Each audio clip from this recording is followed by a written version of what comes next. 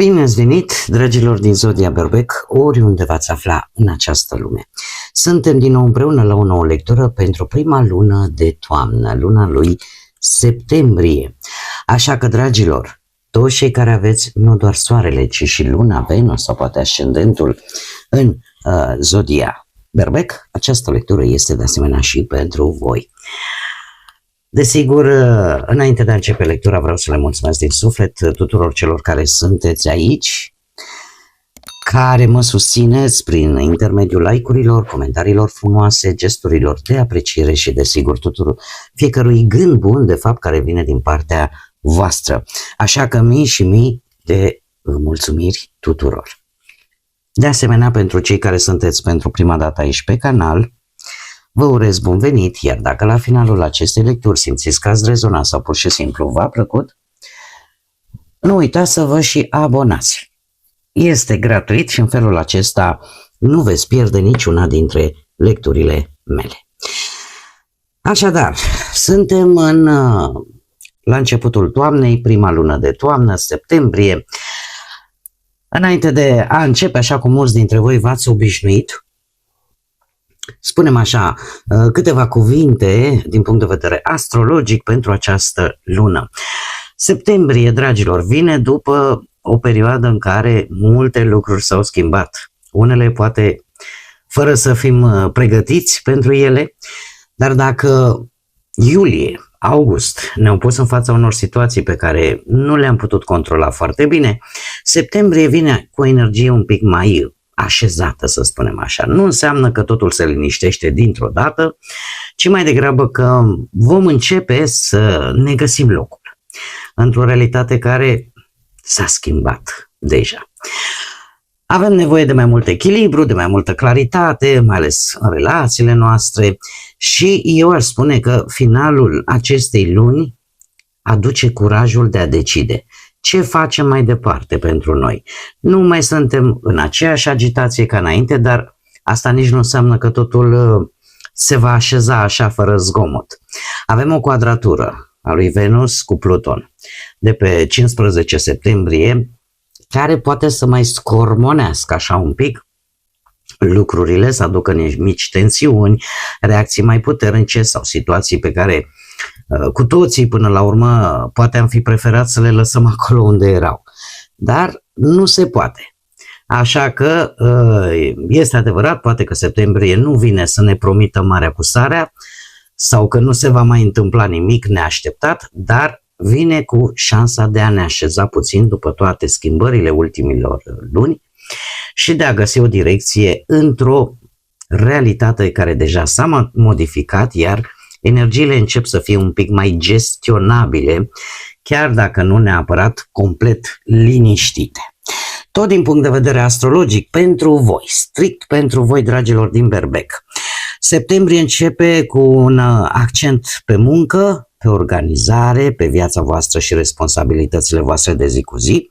Pe parcursul lunii, atenția voastră se va muta către relații, către parteneriate, unde chiar pot apărea niște clarificări importante. Finalul lui septembrie, energia voastră devine mult mai personală și voi puteți simți nevoia să vă puneți pe primul loc și să decideți, de fapt, ce vă doriți cu adevărat. Dacă împărțim această lună pe zone, zona muncii va fi o lună bună pentru voi ca să vă reorganizați, să vă rezolvați niște lucruri rămase în urmă sau chiar unii dintre voi pot avea și un nou început profesional, destul de important. Așa că e bine să vă stabiliți mai bine prioritățile și un lucru și mai important, nu vă supra-solicitați. Dacă vorbim de bănuți, bănuții la voi sunt legați în principal de muncă și de modul în care voi vă gestionați responsabilitățile. Nu pare să fie principala tema a lunii septembrie, dar eu zic că o mai bună organizare poate să vă aducă și mai multă stabilitate financiară.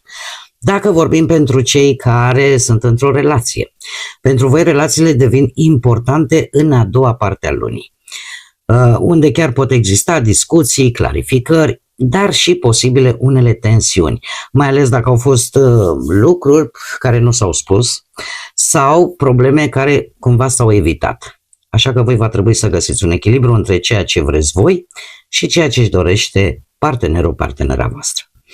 Dacă vorbim de cei singuri, pentru voi a doua jumătate a lunii, desigur, este mai favorabilă pentru apropiere, pentru apariția unei persoane interesante. Totuși, finalul lunii vă poate face mult mai clari în privința a ceea ce voi căutați și ceea ce nu mai sunteți dispuși să acceptați într-o relație. Veți fi așa un pic mai categorici. Și acum, pentru că am terminat cu partea astrologică, haideți să vedem ce este important de știut, așa pe ansamblu, pentru fiecare săptămână întreagă a lunii septembrie. Și avem căpița de fân care ne vorbește despre karmă. Se pare că veți culege ceea ce ați semănat. Acum, aici e adaptabilă situația, pentru că se întâmplă chiar de la începutul lui septembrie o situație în care veți culege roade bune pe ceva ce voi ați semănat cu ceva timp în urmă, pentru care voi ați muncit. Acum depinde, e karmică treaba. Fiecare culege ce a semănat. Cea de-a doua săptămână avem coroana, o onoare, un respect care vine în favoarea voastră, o recunoaștere, ceva important pentru voi și benefic de-al minteri. Și avem aici scara care ne vorbește în a treia săptămână de urcarea către succes, ceva care vă iese bine. Cea de-a patra săptămână avem o energie feminină, posibil cu păr nuanțe deschise, alb, blond. Este cineva cu care veți avea de-a face sau chiar o relație, dar este vorba de o energie feminină dreaptă, care poate să aibă o anumită însemnătate pentru voi în această a patra săptămână. Acum, haideți să vedem care este energia generală pentru dragii mei din Berbec în luna septembrie. Care este energia generală pentru dragii mei din Berbec? Ia să vedem. Energia generală. Unire. Unire. Ce ne spune această energie? Ai văzut, dar și, cum să spun eu, ai reușit să-ți descoperi atât dușmanii văzuți cât și nevăzuți. Este foarte important aici. Este ca o împreunare. Cred că am făcut o mică eroare, una mică, dar importantă. Aici avem, cum să spun eu, că nu e vorba de inamici, e vorba de aliați. Aliați, se mai întâmplă, da? Deci se pare că aveți aliați atât văzuți cât și nevăzuți. Să vă deschideți către sprijinul și puterea lor, să vă uniți forțele cu oamenii apropiați și în felul acesta veți și prospera. Ce ne spune acest lucru? Eu aș spune că am putea vorbi de un parteneriat, poate chiar amoros, dar nu numai, pentru că mesajul este cumva mult mai larg. Septembrie pare să vină cu ideea asta de a nu mai face totul singurei. Este o energie de colaborare, este o energie de sprijin, de alianțe, de oameni care se adună în jurul vostru și chiar vă pot ajuta să ajungeți mult mai ușor acolo unde voi vă doriți. Ideea asta de formularea asta, aliații văzuți și nevăzuți, pe care eu l-am confundat și cu mii de scuze, cu inamici, dar nu e vorba de inamici, e vorba de aliați. Acești aliați văzuți și nevăzuți, asta înseamnă că voi beneficiați atât de sprijin pe care îl vedeți concret, că e un prieten, că e un coleg, că e un partener, cineva care intervine și vă ajută, dar poate exista și senzația că lucrurile se așează în favoarea voastră, prin circumstanțe, prin coincidențe sau prin oportunități pe care voi nu le-ați provocat direct. Și atunci,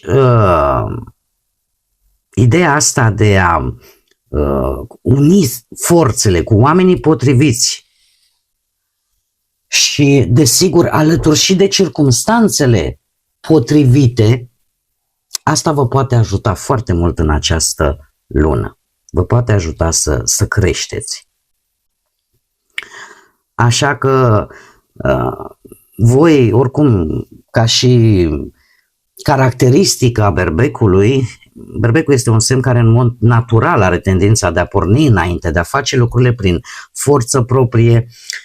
Această unire poate veni tocmai ca o lecție, da? Că nu trebuie să duceți totul singurei și că de data aceasta puterea vine și din oamenii pe care îi aveți alături, dar și din conjuncturile pe care le aveți și care vor apărea de-a lungul lunii septembrie.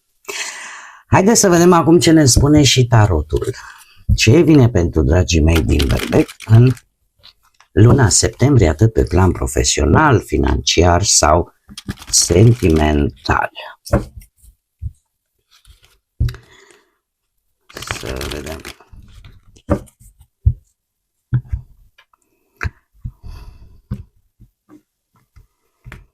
Bun.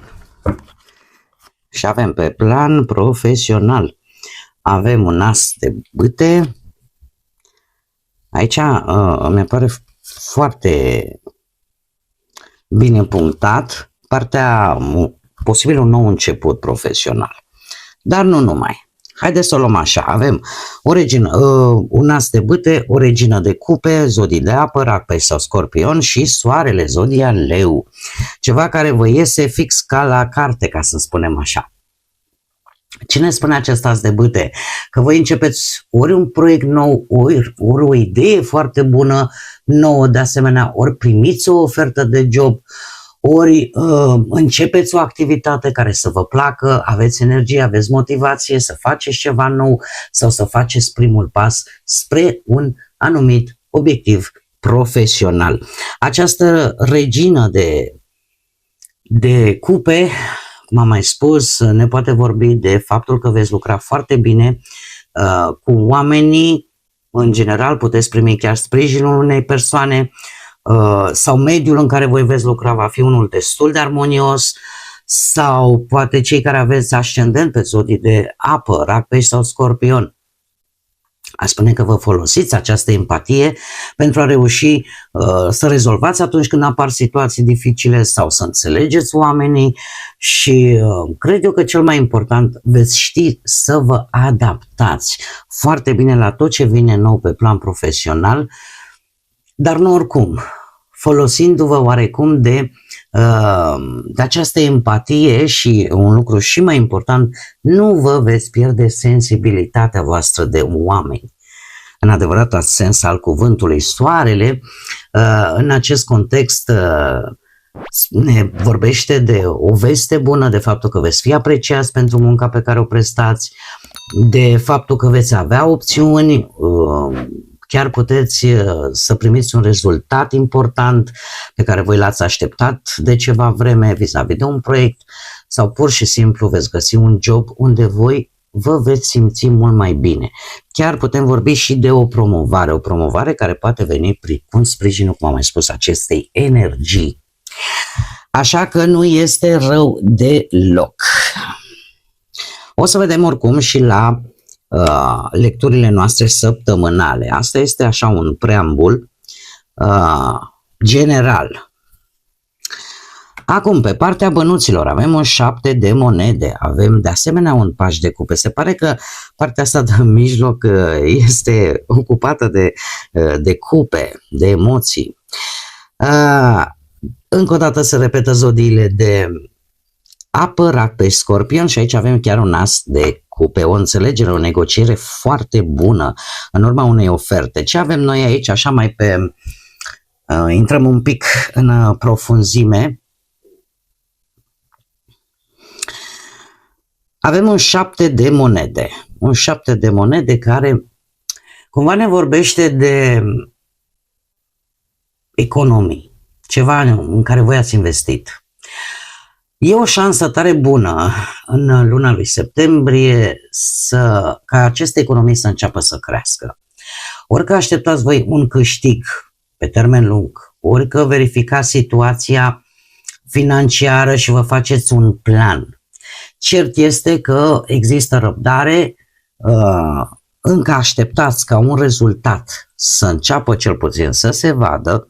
Avem acest paș de cupe care pe partea banilor vorbește de o veste financiară plăcută pentru voi, ori că apare o mică șansă de a face ceva bani sau primiți un sprijin, un ajutor sau chiar un cadou, de ce nu?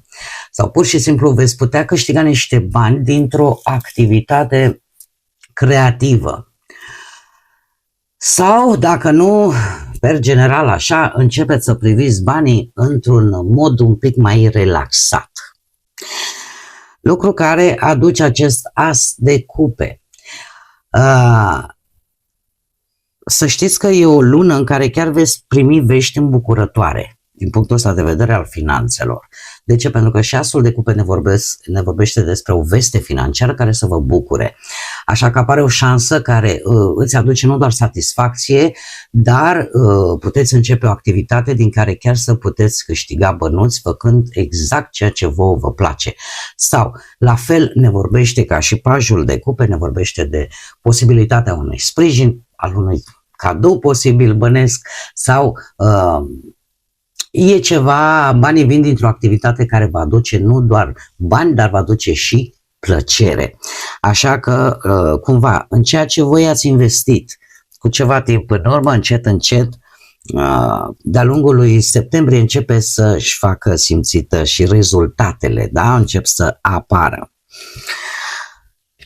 Mergem mai departe. Cei care sunteți într-o relație. Avem o regină de spade, zodii de aer, Gemeni, Balanță, Vărsător. Și aici mai avem și un rege de bâte, zodii de foc, la fel ca și voi, puteți fi voi sau celelalte zodii de foc, Leu sau Săgetător. Ce avem noi aici?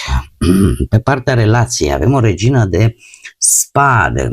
O regină de spade care îmi spune că există comunicare sinceră, există limite sănătoase pe care posibil chiar voi să le puneți, să spuneți clar exact, domne, eu asta accept, asta nu mai accept și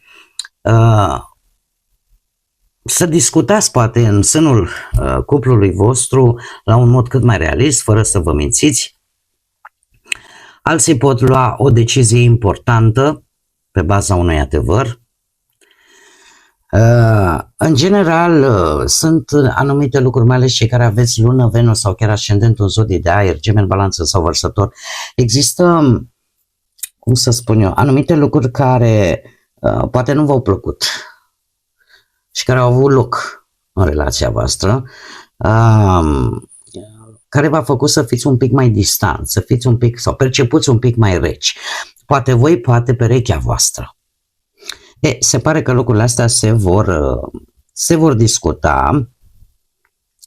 Este foarte interesant că aici avem un 7 de spade. Șaptele de spade, dragii mei,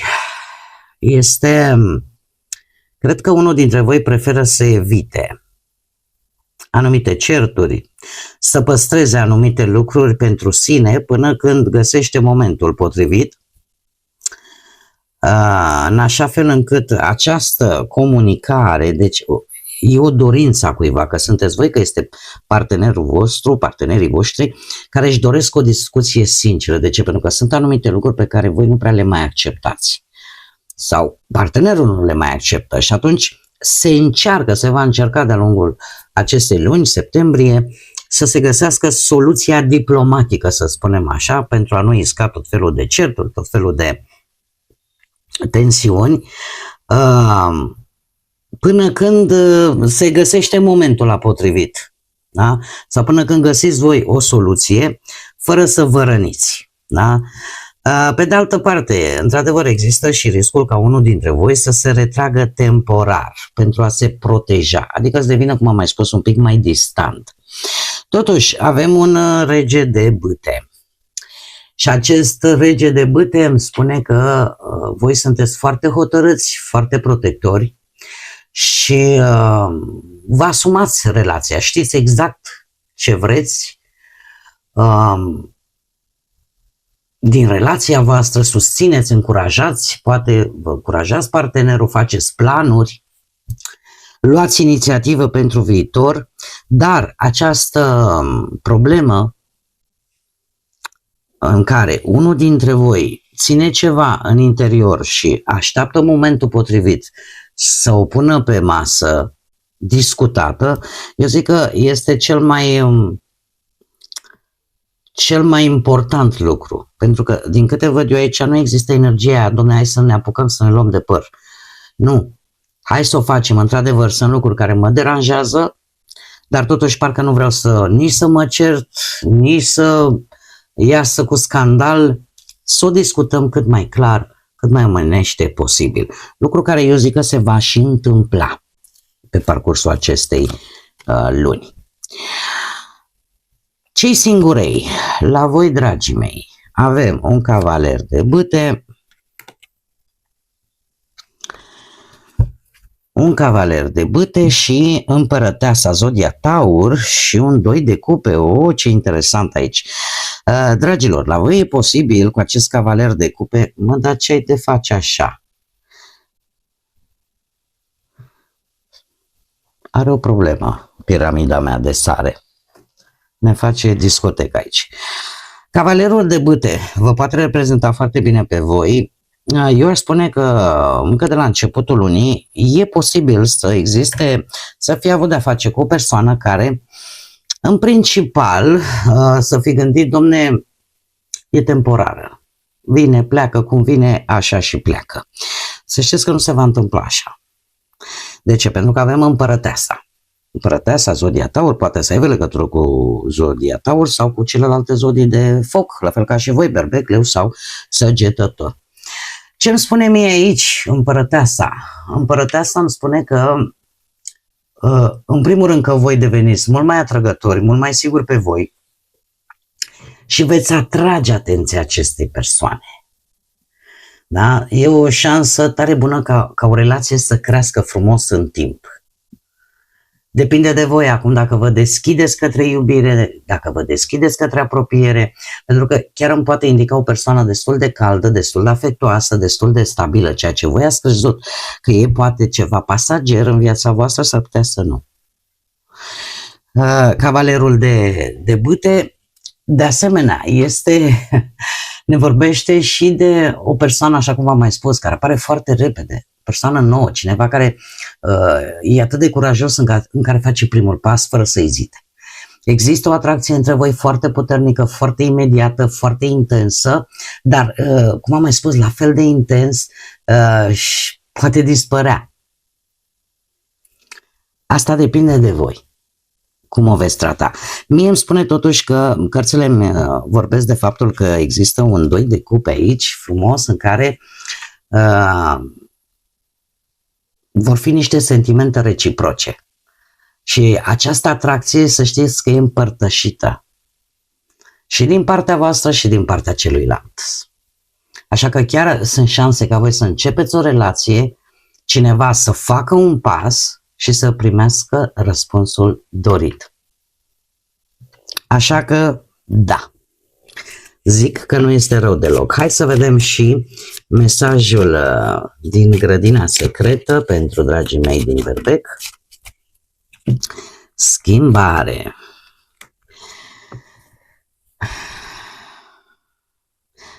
Așa cum frunzele de toamnă cad, așa și tu să îmbrățișezi schimbarea.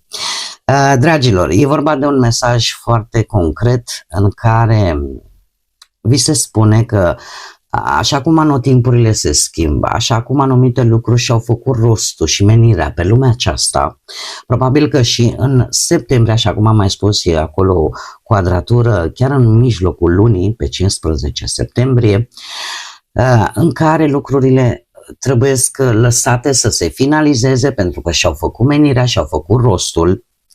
Și nu trebuie, ce să facem? Imaginați-vă exact exemplul pe care îl dă metaforic frumos, acest mesaj, că au căzut frunzele din pom, da? Sunt uscate, sunt galbene, ce facem? Le luăm și le lipim înapoi în pom ca să vedem noi că avem frunze în pom? Nu.